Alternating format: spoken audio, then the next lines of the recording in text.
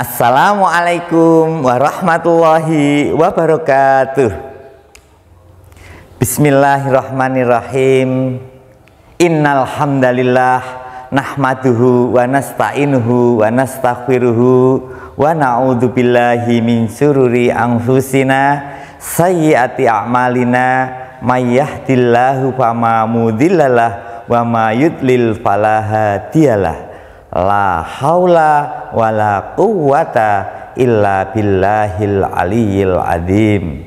Amma ba'du. Selamat berjumpa kembali di Safir Ramadan atau Semarak Virtual Ramadan Min 1 Temanggung tahun 1445 Hijriah. Pemirsa rahimakumullah, anak-anakku yang sangat saya sayangi dan para pemirsa yang dirahmati Allah yang sangat kami banggakan. Alhamdulillah pada kesempatan ini kami masih diberi waktu, yaitu untuk mengerjakan amal soleh kita di bulan Ramadan tahun ini. Mari kita virtualkan dengan bacaan hamdalah bersama. Alhamdulillahirabbil alamin. Hadirin pemirsa rahimakumullah, pada kesempatan ini kami tidak lain seperti tahun yang lalu, yaitu masih dalam berbakti kepada kedua orang tua. Tema yang sama, dan orang yang sama. Di sini kemarin sudah cerita tentang Alqamah, tapi bagaimana kali ini kita masih ada cerita lagi, yaitu tentang Nabi Sulaiman. Tahu semuanya Nabi Sulaiman? Siapakah beliau? Beliau adalah orang yang hebat di dunia ini, yang bisa berbicara dengan burung, berbicara dengan jin, berbicara dengan malaikat, berbicara dengan orang yang kita tidak tahu wujudnya. Itulah kelebihan Nabi Sulaiman. Pada suatu ketika Nabi Sulaiman menerima wahyu, yaitu diberi kesempatan untuk pergi ke sungai. Tapi kalau di sini sungai, kalau di daerah Nabi Sulaiman bukan sungai, tapi laut, tepi laut. Apa namanya tepi laut? Pantai. Di pantai, kalau sekarang enak di pantai, ada temennya, ada kuda, ada jeep, ada odong-odong. Kalau pada waktu dulu belum ada. Nabi Sulaiman kok menerima wahyu seperti itu, bagaimana kejadiannya? Disuruh apa? Dia ke pantai, ke pinggir laut. Apakah suruh mencari udang? Suruh mencari lumba-lumba? Atau menemui SpongeBob? Tapi tidak. Nabi Sulaiman bersama bala tentaranya, yaitu terdiri dari apa saja tentaranya Nabi Sulaiman, umatnya Nabi Sulaiman? Serem deh. Ada yang namanya jin ifrit, ada manusia yang lain, tentaranya banyak sekali. Dia beserta didampingin tentaranya ke pantai. Setelah sampai di tepi laut, di pantai, apa yang dilakukan oleh Nabi Sulaiman? Subhanallah, nggak tahu. Tiba-tiba Nabi Sulaiman memerintah Ifrit. Hei Ifrit, kata Nabi Sulaiman. Ampun, siap Nabiullah, kata Ifrit. Ada apa Nabiullah, Nabi Allah, Nabi Sulaiman? Sekarang sini kamu. Coba kamu pergi ke dasar lautan itu. Ada apa di sana? Sendika dawuh, siap. Kalau anak-anak sekarang, yes, oke. Dia menyelam. Selama menyelam, apa yang diharapkan oleh teman-temannya, oleh tentaranya yang lain? ternyata Ifrit sudah masuk ke dalam dasar laut yang paling dalam. Ditunggunya dia keluar, dia dengan nada yang sedih, mohon maaf Nabiullah, yang saya lihat hanya biasa saja, dasar lautan seperti itu, tidak ada yang istimewa gitu. Ya sudah, nggak apa-apa. Coba Ifrit yang lain, yang kedua, ayo sini. Ya Nabi, ya Nabiullah, dia datang. Lakukan kamu ke dasar laut yang terdalam. Siap. Nah, melesatlah Ifrit yang kedua, yaitu ke dasar laut yang lebih dalam lagi. Ditunggu-tunggu sampai dia keluar lagi. Mohon maaf ya Nabiullah, aku belum bisa memberikan harapan yang sesuai pesanan Paduka, pesanan jenengan. Mohon ampun Nabiullah. Ifrit yang kedua ternyata sama Ifrit yang ke-1. Yang ketiga diutuslah sekretaris pribadi. Siapakah dia? Siapa yang tahu? Sekretarisnya Nabi Sulaiman siapa? Yaitu namanya Asif. Asif ini sering mendampingi beliau Nabi Sulaiman. Kemana saja dia berada, Nabi Sulaiman ada, di situ dia ada. Diutuslah mereka. Mas Asif Buhairah ini diutus. Hai sekretarisku, kesini. Tadi 2 jin sudah saya utus untuk menyelam ke dasar laut. Sekarang coba kamu berdoa, minta kepada Allah apa yang ada di dasar laut sana yang paling dalam.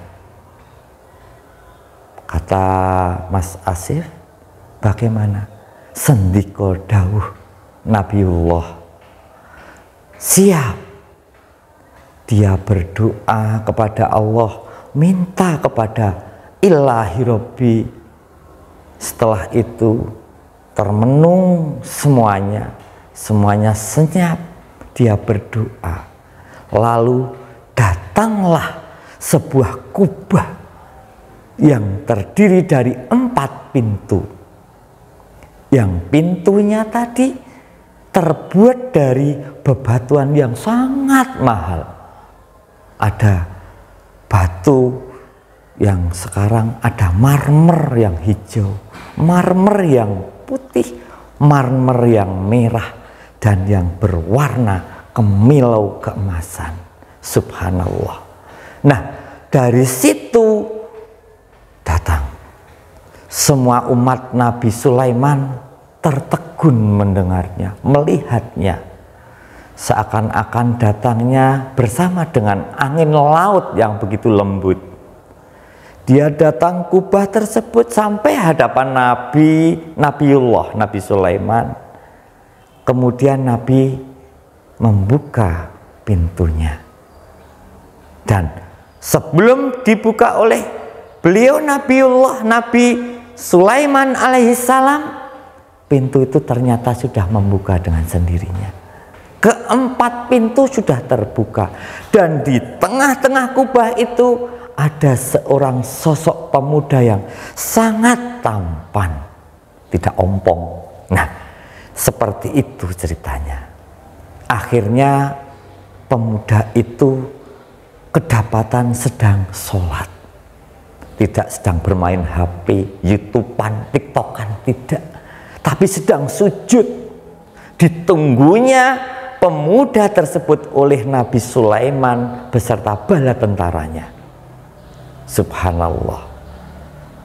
Pemuda itu tampan, bersih, tapi kok ada di dasar laut. Subhanallah. Ditunggunya pada saat ia sholat, setelah sholat selesai, pemuda tersebut menjawab salam Nabi Sulaiman. Waalaikumsalam ya Nabiullah. Dia tahu rupanya dengan kedatangan Nabi Sulaiman. Subhanallah. Setelah dia tahu, dia ditanya, sendika dawuh ada dawuh nopo ya Nabiullah, ya Nabi Sulaiman? Oh gini, saya diutus Allah datang ke sini bersama bala tentara saya, termasuk jin dan bala tentaranya. Kenapa kau seorang pemuda hidup di dasar laut? Bagaimana dengan makanmu di sana? Bagaimana dengan keadaanmu di sana? Bagaimana ceritamu sebelum kamu datang ke dasar laut ini? Sambil menunduk, dia mulai menceritakan. Semua terdiam, semuanya mendengarkan apa kata pemuda dengan sopannya, yaitu yang pertama, mohon maaf Nabiullah, saya adalah seorang yang hidup di antara dua orang tua. Ayah saya buta, ibu saya lumpuh.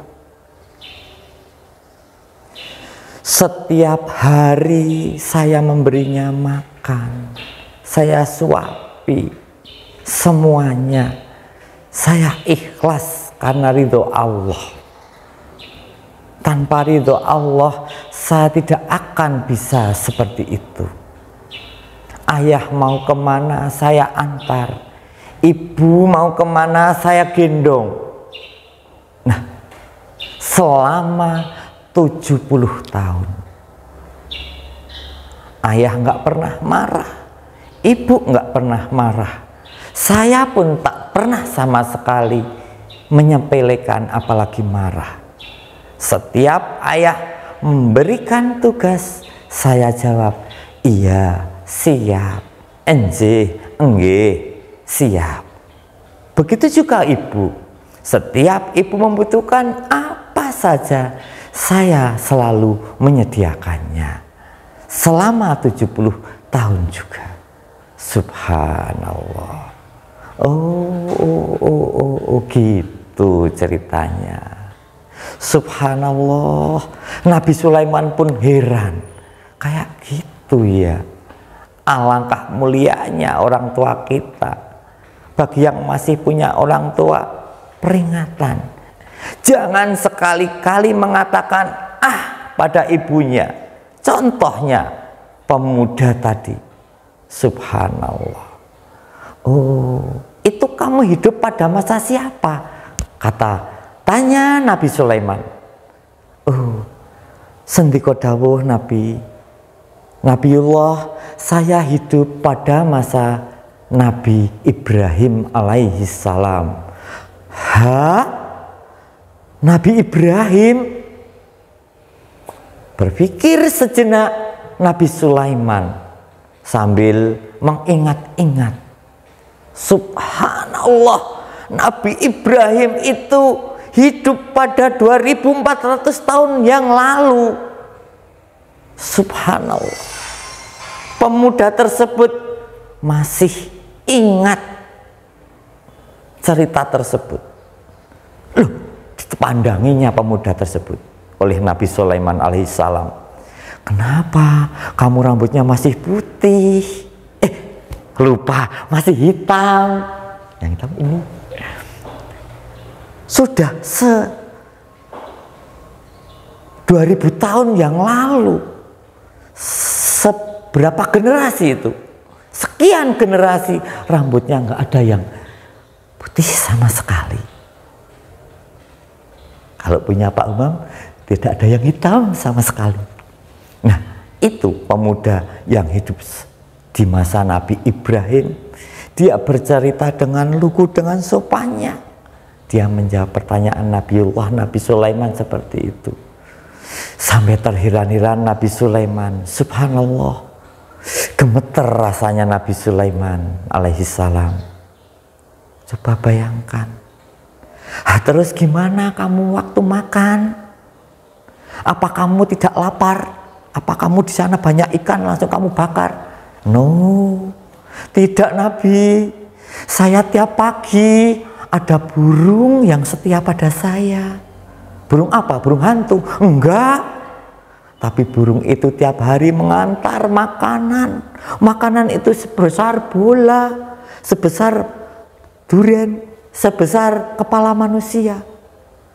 Tiap hari, tiap pagi aku makan itu. Setelah makan, aku bahagia sekali. Aku tidak lapar, aku tidak haus, aku tidak capek, aku bahagia, aku tidak kesepian. Nah, subhanallah. Nah, kok bisa seperti itu? Iya. Terus ceritanya dulu itu gimana kok kayak gitu? Ngeyel Nabi Sulaiman. Iya gini, waktu ayah saya menjelang meninggal, waktu ibu saya menjelang meninggal, kebetulan meninggalnya ayah dan ibu saya itu hampir bersamaan. Yang pertama ayah yang meninggal. Saya teringat waktu ayah saya meninggal, kemudian disusul ibu saya. Kata pemuda itu, dia berdoa, ayah saya, ya Allah, berilah anakku ini umur yang panjang, jauhkan dari orang-orang yang tercela, orang-orang yang hina dina, ya Allah. Kemudian ayahnya meninggal, dikuburnya ayah, setelah itu gantian ibunya yang meninggal. Sebelum meninggal,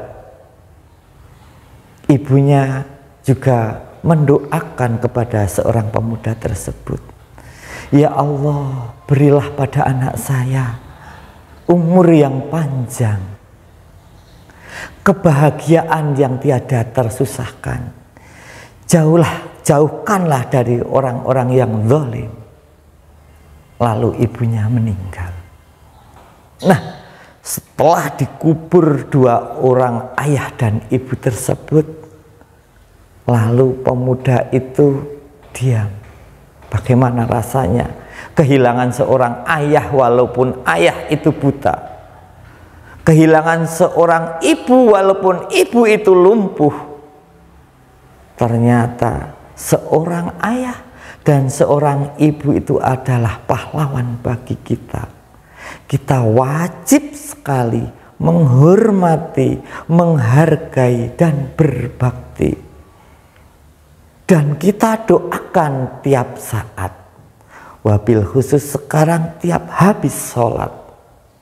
Itu anak-anakku dan pemirsa semuanya. Subhanallah. Lalu pemuda tersebut setelah menguburkan kedua ayah dan ibunya, dia membuat keputusan, wah, aku sedih banget, saya mau pergi ke pantai. Apa yang ada di sana? Oh, ternyata di situ saya sudah disambut oleh para malaikat. Loh, kamu tahu dengan malaikat? Iya. Dia membukakan kubah itu. Saya disuruh dipersilahkan masuk. Dan sampai sekarang saya baru bertemu dengan Nabi Sulaiman sekarang ini. Dan saya di sana sudah banyak sekali kebahagiaan di sana. Semuanya tidak akan terlewatkan. Subhanallah. Dan tolong Nabi Sulaiman, aku kembalikan lagi ke kubah itu. Saya akan mohon diri. Begitu kata pemuda. Demikianlah anak-anakku, pemirsa yang dirahmati Allah, pemirsa rahimakumullah, cerita tersebut menginspirasikan kita bagaimana doa orang tua. Ada 3 doa orang yang dikabulkan oleh Allah. Yang pertama, adalah doa orang yang terzalimi. Yang kedua adalah doa orang yang safar, orang musafir. Dan yang ketiga, kata Nabi, adalah doa orang tua kepada anaknya. Nah, ridha Rabbi fi ridhal walidain wa suhtillah fi suhtil walidain. Ingat, kita jangan menyakitkan hati kedua orang tua atau salah satunya. Kita ingat, yaitu al-jannatu tahta aqdamil ummahat. Sekian, billahi taufiq wal hidayah. Wassalamualaikum warahmatullahi wabarakatuh.